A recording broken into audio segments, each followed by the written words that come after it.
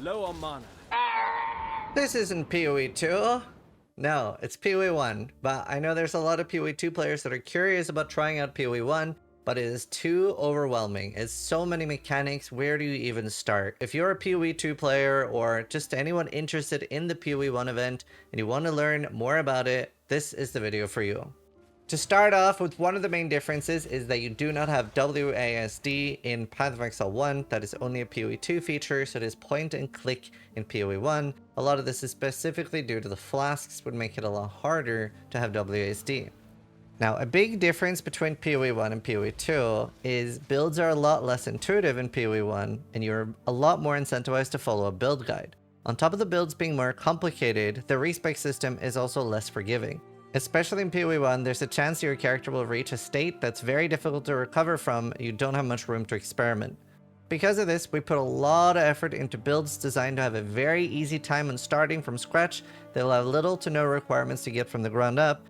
In the community, we refer to these as league starter builds, and you can find that updated on my channel every league. And the current one is Settlers of Kalandra, and we are having videos coming out for the upcoming Legacy of Frisia event.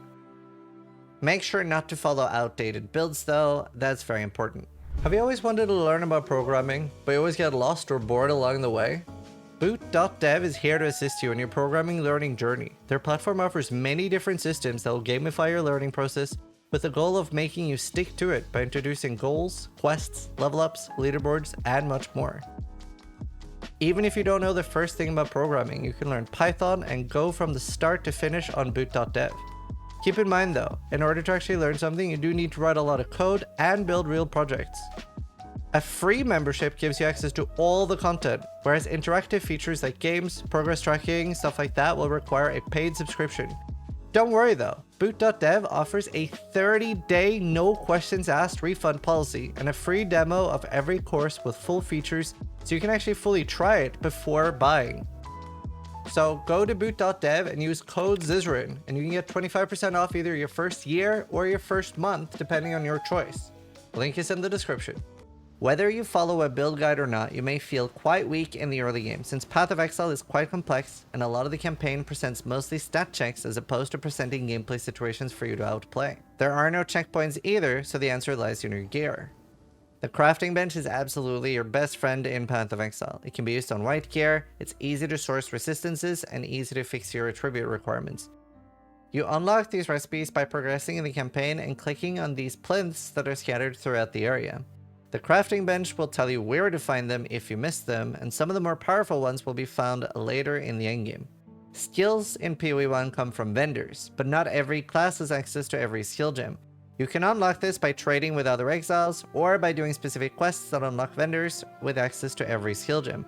The first one is called Fixture of Fate in Act 3 in the Library Zone, which unlocks an NPC called Syosa. In Act 6, the quest Fallen from Grace gives you access to Lily Roth in town, and she will invite herself to your hideout to sell your gems there. You only need to do this once per league. We'll also link to these quests in the description. Getting your Ascension, which is Path of Exile's version of a subclass, requires beating the short trials to unlock the Lord's Labyrinth. These will be found in specific zones and are short challenges that grant completion when you click the tablet at the end. Once you've done all of them, which you can check in town here, you will be able to enter and challenge Zaro. The lab, short for Labyrinth, has a randomized daily layout which is the same for everybody. It consists of rooms filled by enemies and traps, and includes 3 fights against Zaro. Beating him will give you access to the Ascension Altar to get your subclass. It is not a permanent choice in this game, and if you want to change your Ascension, simply interact with the Ascension Altar while having no Ascendancy points allocated. The lab is also medium core, so if you die, you will have to start over from scratch. You also get access to the Divine Font, which gives you skill gem related crafting options. Don't worry about that for now. Path of Exile has side areas and side quests, and none of them are mandatory. Some, however, will give you extra skill points in your passive tree, and unlike in POE2, only one quest gives you a permanent power increase. Deal with the bandits in Act 2.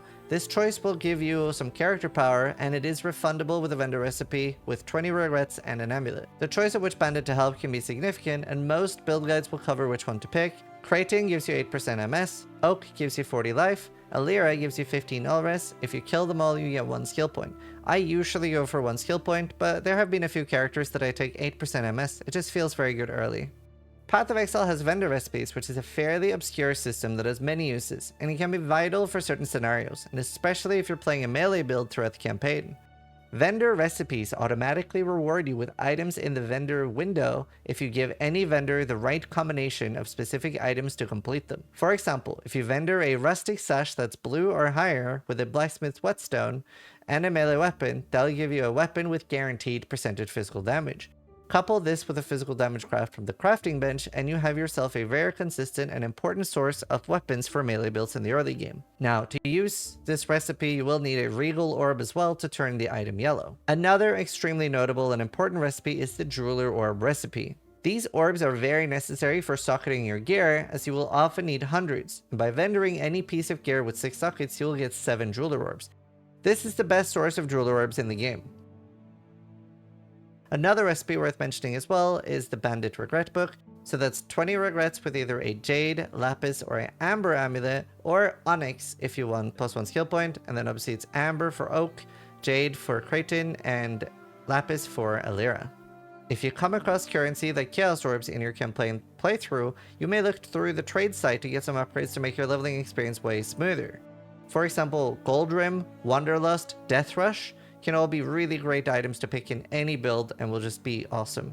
If you're playing an attack build, Belt of the Deceiver is good for physical build, Prism Weave for elemental build, Thief's Torment is really good for life and mana on hit, Praxis is good for the minus mana cost, Sinvictus Metal is really good for 200 physical builds, and for spellcasters, any of the Barrack rings are really good, and any wand with plus level of appropriate gems. So if you're playing a fireball build, picking up 2 wands with +1 fire spell skill gems will be a big difference to your damage. Honor Home as well is a really good helmet to pick up early.